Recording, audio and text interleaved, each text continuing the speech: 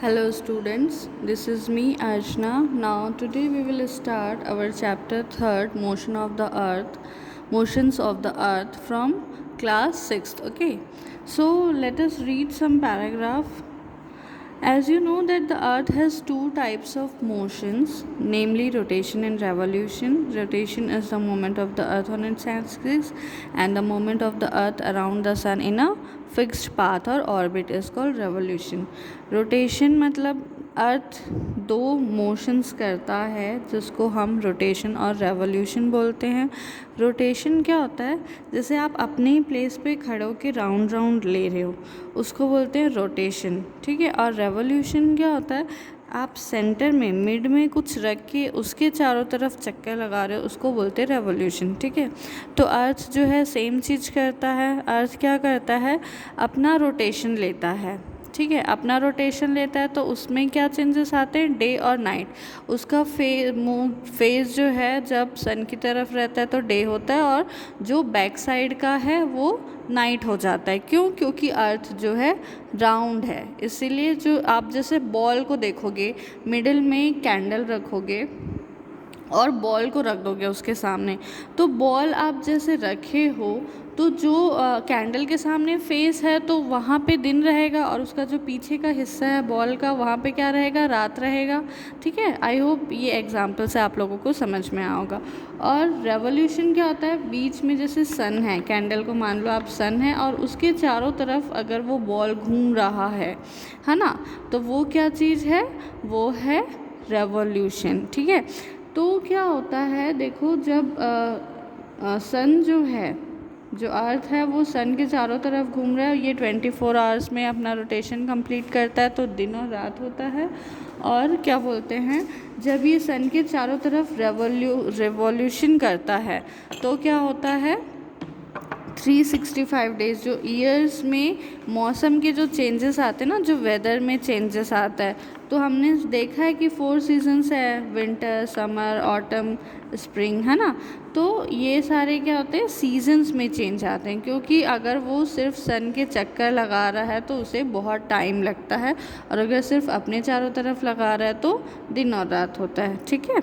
I hope इतना समझ में आया होगा. अब हम लोग यहाँ पे देखते हैं, जो मैंने बॉल वाला बताया ना एग्जाम्पल, तो लेट्स डू में आपको वही करना है. Take a ball to represent the earth and a lighted candle to represent the sun. Mark a point on the ball to represent a town X. Place the ball in such a way that the town X is in darkness. Now rotate the ball from left to right. As you move the ball slightly, the town will have its sunrise. As the ball continues to move, the point X gradually gets away from the sun. This is sunset. तो जैसा मैंने बताया कि अगर आप बीच में candle रख रहे हो और उसके पास में बॉल रख रहे हो, तो जैसे जैसे आप बॉल को उसी के प्लेस में सिर्फ हाथ से मूव करोगे, जैसे ये बॉल रखा है ना, तो उसे आप ऐसे ऐसे धीरे धीरे मूव करोगे, तो जो बॉल है रोटेट होगा, तो जिस साइड उसका फेस आते जाएगा सन की तरफ, तो उस साइड डे होगा और उसके अपोजिट साइड नाइट होगा. ठीक है. ये हम लोग डायग्राम देखते हैं, inclination of the earth axis and the orbital plane. ठीक है.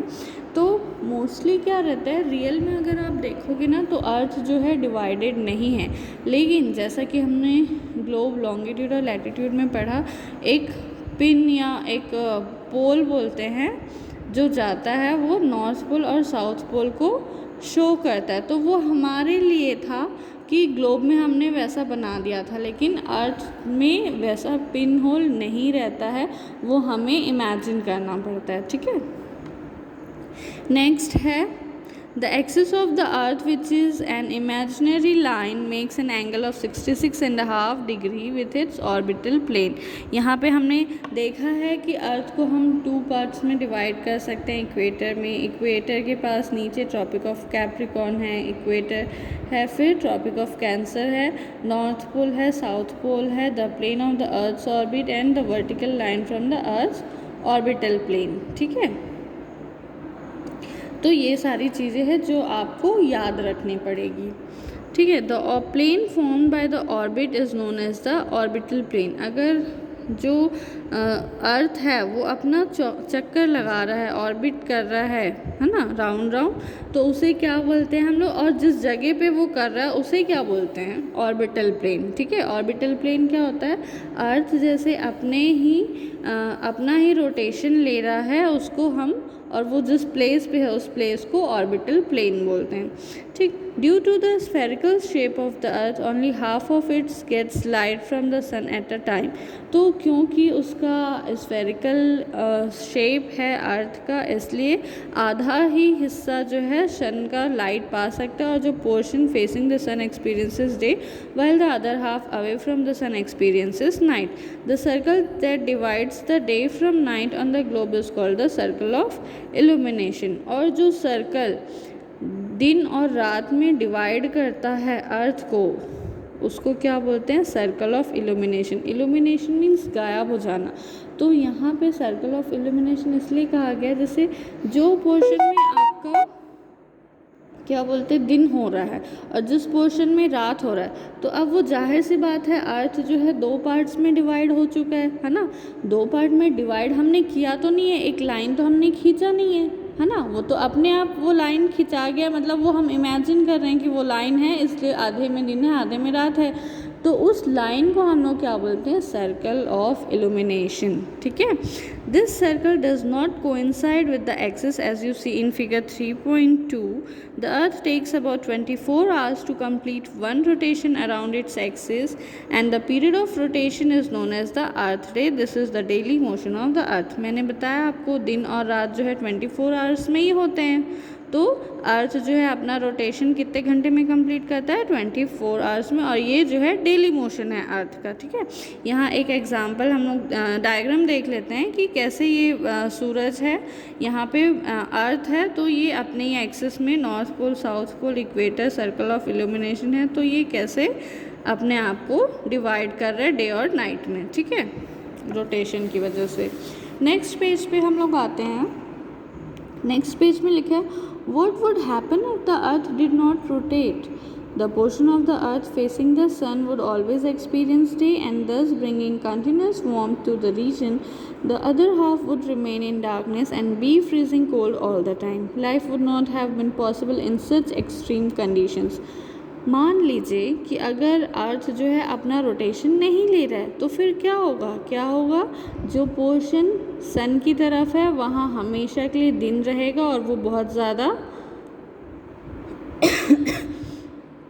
जो पोर्शन सन की तरफ फेस हो रहा है वहाँ पे हमेशा गर्मी रहेगी, और जो पोर्शन सन को फेस नहीं कर रहा है वहाँ पे हमेशा डार्कनेस रहेगा और वो फ्रीज रहेगा, कोल्ड रहेगा वहाँ पे। और ऐसे सिचुएशन में हमेशा दिन या हमेशा रात के सिचुएशन में जो है लाइफ जो है पॉसिबल नहीं होगी अर्थ में। ठीक है, सेकेंड पैराग्राफ देखते हैं हम लोग। The second motion of the earth around the sun in its orbit is called revolution.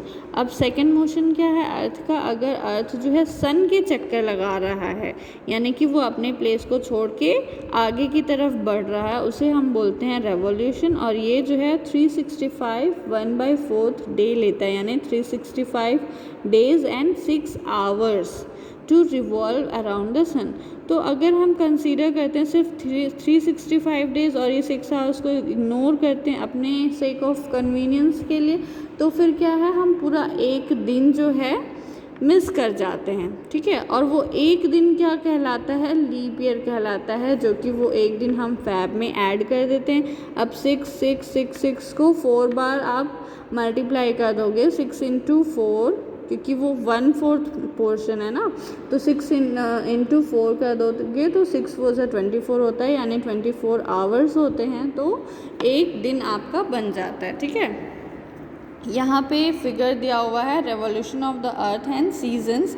तो इसमें आप देख सकते हो कि कैसे सन के ये चक्कर लगा रहा है तो सीजन्स चेंज होते हैं। ठीक है, जैसे दिन और रात होता है, दिन से रात में चेंजेस आते हैं, तो वैसे ही सीजन्स चेंज होते हैं। स्प्रिंग सीजन, विंटर सीजन, फिर यहाँ पे स्प्रिंग, फिर विंटर, समर, ऐसे करके दिया हुआ है। सारे सीजन्स में चेंजेस आते हैं। ऑटम, ठीक है, नॉर्थ पोल, साउथ पोल, ये सारी चीज़ें हैं।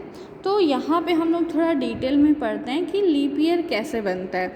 अब हम 6 आवर्स जो है सेव करके रखे हैं, तो वो धीरे धीरे हर 4 साल में जो है ऐड होते जाता है। तो 4 ईयर्स में ये जो एक दिन बनता है वो कैसे बनता है, over A span of 4 years, 4 साल में बनता है। और ये जो सरप्लस है वो ऐड होता है कौन से मंथ में, फरवरी के मंथ में। दस every 4th year February is of 29 days instead of 28 days. तो फरवरी जो है हर 4 साल के बाद 29 डेज़ का हो जाता है इंस्टेड ऑफ 28 डेज़ के। तो उस ईयर में कितने दिन होते हैं, 366 डेज़ होते हैं, जिसको हम लीप ईयर के नाम से जानते हैं। तो find out when will be the next leap year. अब आपको फाइंड करना है कि नेक्स्ट लीप ईयर कैसा है। तो आप कैसे फाइंड करोगे, जैसे ईयर 2000 था तो क्या वो लीप ईयर था, आप उसको डिवाइड करो तो कितना आएगा, 500 आएगा, यानी कुछ भी आपका रिमाइंडर नहीं बचा। अगर आप 2000 को 4 से डिवाइड कर रहे हो तो फिर वो लीप ईयर में आ जाता है। लेकिन अगर रिमाइंडर बचेगा तो वो लीप ईयर नहीं है। जैसे 2021, अगर इसे हम डिवाइड करेंगे तो लीप ईयर आएगा क्या, नहीं आएगा, आपका रिमाइंडर यानी कि कुछ ना कुछ बैलेंस बच ही जाएगा, है ना। 2022 ये भी नहीं है, ठीक है। तो वैसे ही 2020 था तो अब सीधे 2024 जो है हमारा लीप ईयर रहेगा, ठीक है। आपको ये डिवाइड करना आना चाहिए। डिवाइड अच्छे से अगर आपको आता होगा तो रिमाइंडर अगर नहीं बचेगा, जिस ईयर को हम 4 से डिवाइड करेंगे तो वो लीप ईयर हो जाएगा, ठीक है। तो 3.3 से हमें ये क्लियर है। फिर it is clear that the earth is going around the sun in an elliptical orbit. Elliptical क्या होता है, आपने एक्लिप्स सुना होगा, ठीक है, एक्लिप्स। तो ये क्या होता है, एलिप्टिकल ऑर्बिट मतलब राउंड शेप नहीं होता है, ओवल शेप होता है। देखो ये इसका राउंड शेप दिखा रहा है क्या, नहीं, ये ओवल शेप में, यानी कि अगर कोई सर्कल आप बनाए हो और उसे आप प्रेस कर दे रहे हो तो वो कैसा शेप हो जाएगा, ओवल शेप, अंडाकार में आ जाएगा। तो ये स्फेरिकल शेप बोल सकते हो आप या ओवल शेप बोल सकते हो, तो वैसे आ जाता है, उसको बोलते हैं एलिप्टिकल ऑर्बिट, यानी अपने एलिप्टिकल ऑर्बिट में ये राउंड लेता है, ठीक है। Notice that throughout its orbit the Earth is inclined in the same direction. A year is usually divided into summer, winter, spring and autumn seasons. Seasons change due to the change in the position of Earth around the Sun. और कभी भी आप देखना कि जैसे जैसे जो सन है वो जो अपना ऑर्बिट लेता है, यानी अपने जो चक्कर लगाता है, तो वो राउंड राउंड लेता है ना। वो भी अपना रोटेशन भी करता है और रेवोल्यूशन भी करता है, क्योंकि अगर वो रोटेशन नहीं करेगा तो जहाँ पे दिन है वहाँ पे रात नहीं होगी, और जहाँ पे रात है वहाँ कभी दिन नहीं होगा, ठीक है। और एक जो ईयर है वो यूजुअली 4 सीजन्स में डिवाइडेड है, समर, विंटर, स्प्रिंग और ऑटम सीजन्स में। और सीजन्स में चेंजेस क्यों आते हैं, क्योंकि जो अर्थ का पोजीशन है वो अराउंड द सन वो चेंज होते रहता है, इसलिए। आई होप ये आप लोगों को इतना बहुत अच्छे से क्लियर होगा। नेक्स्ट देखो, ये एक्टिविटी है, जैसा कि मैंने आपको बताया कि एक सर्कल बनाना है और 2 पिंस रखने हैं, और क्या बोलते हैं, जैसे मैंने बताया ना कि प्रेस कर रहे हो आप किसी चीज़ को, जैसे बॉल है ना, वो राउंड शेप का है, सर्कल शेप का है, उसे आप प्रेस कर रहे हो तो वो ओवल शेप में आ गया, है ना। तो यहाँ पे वही समझाया गया है कि इक्लिप्स कैसे बनता है, ellipse. Look at the figure 3.3। Next हम लोग जो लास्ट पेज में अभी देखे थे सीजन्स वाला, you will see that on 21 June the northern hemisphere is tilted towards the sun. The rays of the sun fall directly on the Tropic of Cancer. As a result, these areas receive more heat. अब यहाँ पे बोल रहे हैं जो 21 जून है, हर साल का 21 जून जो है नॉर्दर्न हेमिस्फीयर में वो सन की तरफ थोड़ा टिल्टेड रहता है, तो उस समय बहुत ज़्यादा हीट रिसीव करता है earth. The areas near the poles receives less heat as the rays of the sun are slanting. और उस एरिया, उसके आसपास के एरिया जो है थोड़ा सा उन्हें कम रोशनी मिलती है, तो वहाँ पे कम हीट रहता है, क्योंकि स्लैंटिंग थोड़ा सा स्लाइडेड वे में रहता है। स्लैंटिंग मतलब थोड़ा सा टेढ़ा बोलते हैं ना, अगर सपोज़ आप एक कैंडल रखे हो या फिर सपोज़ एक टॉर्च लिए हो, टॉर्च की रोशनी डायरेक्ट दीवार पे मार रहे हो तो जो रोशनी है वो डायरेक्ट उस पर ही पड़ेगी। लेकिन सपोज़ एक लैडर है यानी फिसल पट्टी है, अगर उस पर आप टॉर्च मार रहे हो तो जो रोशनी है वो डायरेक्ट उस पर नहीं पड़ेगी ना पूरी, थोड़ा सा कम हीट आएगा उसमें, थोड़ा सा आग जो है वो हीट जो है वो कम मिलेगा आपको।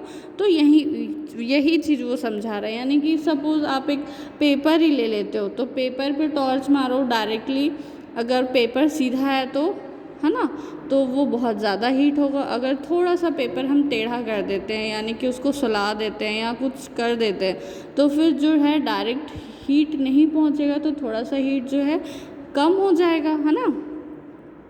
तो वैसे ही बता रहा है, the north pole is incline towards the sun and the places beyond the arctic circle experiences continuous daylight for about 6 months। तो वैसे ही नॉर्थ पोल में जो कि सन की तरफ इंक्लाइन है तो उसके जो प्लेसेस है आर्टिक सर्कल वो बहुत ज़्यादा दिन जो है डे लाइट एक्सपीरियंस करते हैं 6 महीने तक। बोलते हैं ना पूर्णिमा चल रहा है तो रात में भी आप देखना कैसे बहुत ज़्यादा रोशनी रहती है ना, पूर्णिमा चलता है तो वही है। Since a large portion of the northern hemisphere is getting light from the sun, it is summer in the regions north of the equator। तो ज़्यादातर करके सन का लाइट वहाँ पे पड़ता है, इसीलिए समर सीज़न में बहुत ज़्यादा गर्मी रहती है और उसे समर सीज़न माना जाता है। The longest day and the shortest night at these places occur on 21 जून। और नॉर्दर्न और सदर्न हेमिस्फीयर में क्या होता है, नॉर्दर्न हेमिस्फीयर में 21 जून को लॉन्गेस्ट डे रहता है और शॉर्टेस्ट नाइट रहता है, यानी सबसे बड़ा दिन और सबसे छोटी रात होती है इस टाइम। और सॉदर्न हेमिस्फीयर में क्या होता है, इसका उल्टा होता है कंडीशन। तो नॉर्थ साइड अगर समर सीज़न है तो साउथ साइड क्या रहेगा, विंटर सीज़न रहेगा। और जो नाइट्स है वहाँ के वो लॉन्गर रहेंगे और दिन छोटे रहेंगे। जैसे हम लोग देखते हैं ना विंटर सीज़न में जो है दिन छोटा रहता है, रात बड़ा रहता है। तो this position of the earth is called summer Solis. ठीक है, नेक्स्ट पैराग्राफ में देखते हैं। अब यहाँ पे हम लोग, ये तो गर्मी की बात हो गई कि नॉर्थ पोल में सबसे ज़्यादा बड़ा दिन रहता है, रात छोटी रहती है, बहुत ज़्यादा गर्मी रहती है, रात में भी उजाले रहते हैं थोड़े बहुत। अब यहाँ पे विंटर सीज़न की बात करें तो 22 दिसंबर जो है वो सबसे ज़्यादा डायरेक्ट सनलाइट मिलता है उसे साउथ पोल की तरफ और वो वर्टिकली वहाँ पे आते हैं। तो क्या करते हैं, large portion of southern hemisphere gets light. ठीक है, तो therefore it is summer the southern hemisphere. तो साउदर्न हेमिस्फीयर में अगर लाइट है, बहुत ज़्यादा लाइट है, तो यहाँ पे क्या होगा, लॉन्गर डेज होगा और शॉर्टर नाइट्स होंगे। The reverse happens in the northern hemisphere. This position of the earth is called the winter solstice. Do you know that Christmas is celebrated in Australia in the summer season? तो यहाँ पे बताया जा रहा है कि जैसा अपोजिट हुआ था तो वैसे ही अब सदर्न हेमिस्फीयर में अब विंटर सीज़न आ गया, ठंड का सीज़न आ गया। ठीक है, तो इस वजह से अर्थ का जो पोजीशन चेंज हुआ इस समय उसे बोलते हैं winter Solis.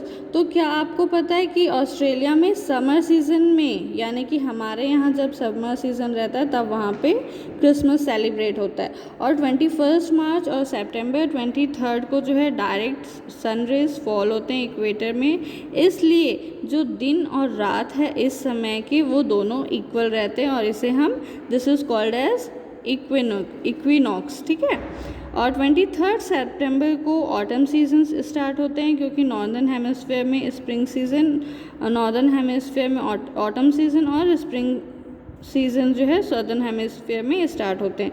The opposite is the case on 21 मार्च। और 21 मार्च को केस जो है बिल्कुल अपोजिट हो जाता है, when it is spring in the northern hemisphere and autumn in the southern hemisphere. Thus you find that there are days and nights and changes in the seasons because of the rotation and revolution of the earth respectively। तो ये सारा chapter पढ़ने के बाद हमें ये पता चलता है कि नॉर्दर्न और सदर्न हेमिस्फीयर में जो चेंजेस होते हैं उस वजह से सीजन्स में चेंजेस होते हैं और मोस्टली दिन और रात जो है अर्थ के रोटेशन और रेवोल्यूशन पे डिपेंड करता है। आई होप ये चैप्टर आप लोगों को बहुत अच्छे से समझ में आया होगा। Please read the chapter so that you can understand it easily. Thank you.